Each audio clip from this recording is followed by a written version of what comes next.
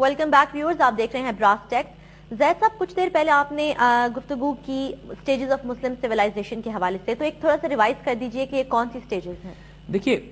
اگر آپ 1400 سال کی مسلم تاریخ کو اٹھا کے دیکھیے تو آپ کو اس میں 3 بڑے واضح دور نظر آتے ہیں۔ پہلا دور مسلمانوں کے قرون اولا کا ہے کہ جب حضور صلی اللہ علیہ وآلہ وسلم کے بعد خلافت راشدہ قائم ہوتی ہے، جس پہ مسلمان ایکسپینشن کرتے ہیں پوری دنیا میں۔ یعنی 50-60 سال کے اندر حال یہ ہوتا ہے کہ چائنا سے لے کر ویسٹ افریقہ تک اور اسپین کے اندر تک اسلامک سویلائزیشن داخل ہو جاتی ہے، اور آنے والے وقتوں میں جو اسلامی خلافت اور ریاست بنتی ہے، چاہے امید دور میں ہو، اس کے بعد عباسی دور میں ہو، اس کا عروج ہوتا ہے، ایکسپینشن پیریڈ ہوتا ہے۔ تمام تر مسلمانوں کے داخلی اختلافات اور پرابلمز کے باوجود اس آئیڈیالوجی اتنی سٹرونگ ہوتی ہے کہ اس کا مومنٹم اس کو پھیلا رہا ہوتا ہے دنیا میں۔ وہ ہر طرف، جس طرف جاتے ہیں مسلمان، چاہے وہ مسلمان نیول وارفیئر کی بات کریں، چاہے اس وقت لینڈ فورسز ہوں، چاہے اس وقت آئیڈیالوجی ہو، چاہے اکانومی ہو مسلمانوں کی، چاہے مسلمانوں کا سائنسز میں، انجینئرنگ میں، میتھمیٹکس میں، کنسٹرکشن میں، جس مرضی سائنس میں آپ دیکھ لیجئے، اس وقت اسلامی تہذیب دنیا کی سینٹر آف گریوٹی تھی۔ پوری دنیا سے لوگ آتے تھے مسلمان علاقوں میں، قرطبہ میں، غرناطہ میں، اسپین میں، بغداد میں، دمشق میں، یہ سویلائزیشنز کے مرکز ہوا کرتے تھے۔ اور مسلمان تہذیب بخارا سے لے کے سینٹرل ایشیا سے روس اور چین تک پھیلی ہوئی تھی۔ یہ عروج کا دور تھا مسلمانوں کا۔ اس کے کئی سو سال کے بعد جو دوسرا دور مسلمانوں کے پاس آیا کہ جب مسلم سویلائزیشن پھیلنا بند ہو چکی تھی لیکن اپنی جگہ پر سٹیبل تھی، اور مغرب اپنے آپ کو آرگنائز کر کے مسلمانوں پر حملے کر رہے تھے۔ اس کی مثال ہم دیتے ہیں صلیبی جنگوں کی، کہ جب مسلمان ہوم گراؤنڈ پہ لڑ رہے تھے لیکن ان پر حملے باہر سے کیے جا رہے تھے، اور صلیبی جنگوں بھی کئی سو سال چلی ہیں، جس میں کبھی نور الدین زنگی، کبھی سلطان صلاح الدین ایوبی، اور اس طرح کے مجاہدین پیدا ہوتے رہے کہ جو امت مسلمہ کی آبرو مسلمان ہوم لینڈ میں کرتے تھے۔ دیکھیے، اگر آپ نوٹ کریں، یہ وہ پیریڈ تھا کہ جب مسلمان اپنی سرحدوں سے نکل کر دوسرے ممالک پر حملے نہیں کر رہے تھے، دوسرے ممالک سے حملے مسلمانوں پر ہو رہے تھے، اور مسلمان اپنے علاقوں کا دفاع کر رہے تھے۔ یہ ہمارا سٹیبلٹی پیریڈ تھا۔ یہ وہ پیریڈ تھا کہ جب ہم اپنی عزت اور آبرو کا دفاع اپنے گھروں میں رہتے ہوئے کر رہے تھے، اور جو تہذیب ہم نے پہلے اپنے عروج کے دور میں قائم کی تھی اس کی پروٹیکشن تھی۔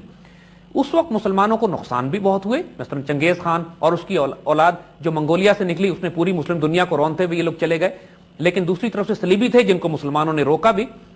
لیکن اس کے باوجود مسلمان آئیڈیالوجی اتنی سٹرونگ تھی کہ چنگیزی حملے کے باوجود اسلامک سویلائزیشن اپنے پیروں پر کھڑی رہی، اس بات کے باوجود کہ بغداد کا نقصان اتنا شدید تھا کہ امت مسلمہ کی تاریخ میں کبھی اتنا شدید نقصان اس سے پہلے مسلمانوں نے نہیں اٹھایا، کہ جب پوری خلافت بغداد کا مرکز رون دیا جائے، مسلمانوں کا پوری اتنی بڑی خلافت کا ہیڈ کوارٹر دارالخلافہ جب خلیفہ کو قالین میں لپیٹ کے گھوڑوں کے نیچے دے دیا گیا اور لاکھوں مسلمانوں کو ایک 15 دن کے سلوٹر میں دجلہ میں پھینک دیا گیا، اور مسلمانوں کی لائبریریز اور کتابیں اور تہذیب جلا دی گئی، اس کے باوجود مسلمان آئیڈیالوجیکلی اتنے سٹرونگ تھے کہ اپنے پیروں پر جلدی کھڑے ہو گئے، اور خلافت عثمانیہ اٹھتی ہے اس کے بعد، اور پھر مسلمان اپنے عروج پہ جاتے ہیں۔ جو تیسرا دور مسلمانوں کا ہے کہ وہ تقریباً آج سے 250 سال پہلے، خاص طور پہ 1757 کی جنگ پلاسی کے بعد شروع ہوتا ہے، کہ جب ایسٹ انڈیا کمپنی بنگال میں آنے کے بعد قبضہ کرتی ہے اور مسلمانوں کا زوال شروع ہوتا ہے۔ 1757 میں نواب سراج الدولہ کی شہادت ہوتی ہے، اس کے بعد 1799 میں ٹیپو سلطان شہید ہوتے ہیں، 1857 میں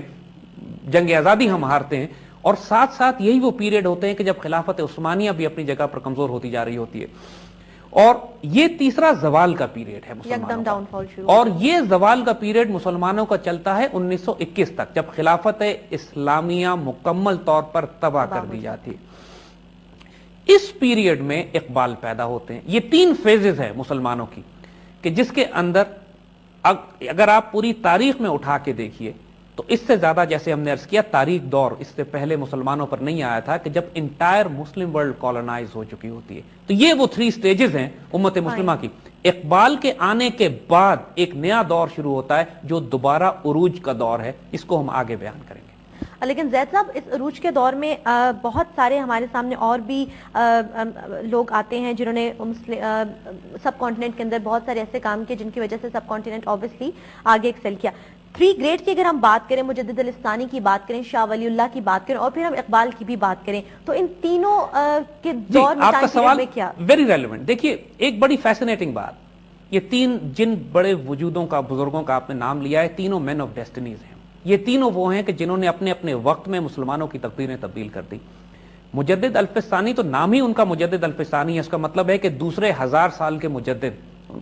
شاہ ولی اللہ اور ان کے بعد علامہ اقبال، یہ تین بڑے سوشل تھنکر، فلاسفر، مسٹک اور سوشل سائنٹسٹ، آئیڈیالوگز ایسے وجود پیدا ہوئے اپنے اپنے دور میں کہ جو امت مسلمہ کو، جنہوں نے خاص طور پہ ہندوستان کے مسلمانوں کو انہوں نے سنبھال کے رکھا۔ لیکن تینوں کے دور فرق ہے، نوٹ کیجئے گا، جو ہم نے تین دور مسلم سیولائزیشن کے بتائے ہیں۔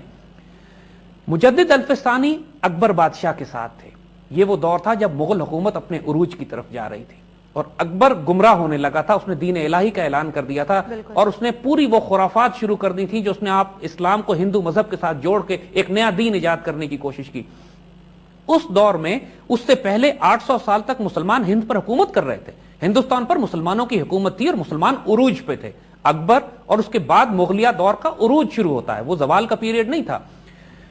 مجدد الفسانی کا غیر معمولی کردار کہ اس وقت کی اسٹریٹجی ڈیفرنٹ تھی، چونکہ حکمران وقت مسلمان تھے، مسلمانوں کی حکومت تھی جو کئی سو سال سے چلی آ رہی تھی، حکمران گمراہ ہو گیا تھا۔ تو مجدد الفسانی نے ریاست کے خلاف بغاوت برپا کرنے کے بجائے انہوں نے آس پاس مسلمان حکمرانوں، مسلمان جنرلز، مسلمان وزراء، دانشوروں، علماء، ان پر کام کیا خاص طور پر، تاکہ بادشاہ کی گمراہی کے فتنوں کو روکا جا سکے۔ اور جب اکبر بادشاہ کا انتقال ہوتا ہے تو اس کے بیٹے جہانگیر پر انہوں نے اتنا زیادہ کام کیا کہ وہ تمام فتنے کہ جو اکبر نے شروع کرائے تھے، خود جہانگیر نے اپنے ہاتھ سے ان فتنوں کو ختم کرنا شروع کیا۔ تو مجدد الفسانی نے ریاست سے بغاوت نہیں کی، حالانکہ ان کو جیل میں بھی بند کیا گیا، حالانکہ ان پہ سختیاں بھی کی گئی، اس کے باوجود ان کے مکتوبات، ان کے خط، ان کے لیٹرز جو وہ لکھا کرتے تھے، انہوں نے جس طرح کام کیا ان مسلمان حکمرانوں پر، مشیروں پہ، وزراء پر، وہ ایک غیر معمولی رول تھا۔ لیکن اس زمانے کا تقاضا یہ تھا کہ ریاست کے خلاف بغاوت نہ کی جائے، کہ ریاست کے خلاف اگر بغاوت کی جاتی تو پھر ہندوؤں کو، چونکہ مسلمان انڈیا میں مائنورٹی میں تھے، ہندوؤں کو موقع ملتا یا مرہٹوں کو یا دوسری طاقتوں کو، سکھوں کو موقع ملتا کہ مسلمان ریاست کی جڑ کاٹ دیں۔ لہٰذا اس سسٹم کے اندر رہتے ہوئے ریفارم کیا اس کو، اسٹریٹجی مختلف تھی، وقت مختلف تھا۔ شاہ ولی اللہ کا دور اگر اس کے مقابلے میں آپ دیکھیں، جو اس کے 150 سال کے بعد تقریباً اورنگزیب عالمگیر کے بعد جو شاہ ولی اللہ کا دور آتا ہے، وہ فتنوں کا دور تھا۔ یہ وہ وقت تھا کہ جب مغلیہ حکومت تقریباً ختم ہونے کے قریب پہنچی ہوئی تھی۔ حال یہ تھا کہ کوئی مرکز دہلی کا مضبوط نہیں تھا، مرہٹوں نے سر اٹھا لیا تھا اور مرہٹے قتل و غارت کرتے ہوئے دہلی تک کو رونتے چلے جا رہے تھے، اور مسلمانوں کی ناردرن انڈیا میں، اسپیشلی مرہٹا ریاست ساؤتھ سے اٹھی تھی، ناردرن انڈیا میں بھی مسلمانوں کی عزت، جان، مال، آبرو، کوئی سیاسی طاقت کچھ محفوظ نہیں رہ گئی تھی۔ اس دور میں شاہ ولی اللہ نے ایک طرف تو مسلمانوں کی تربیت کا کام کیا،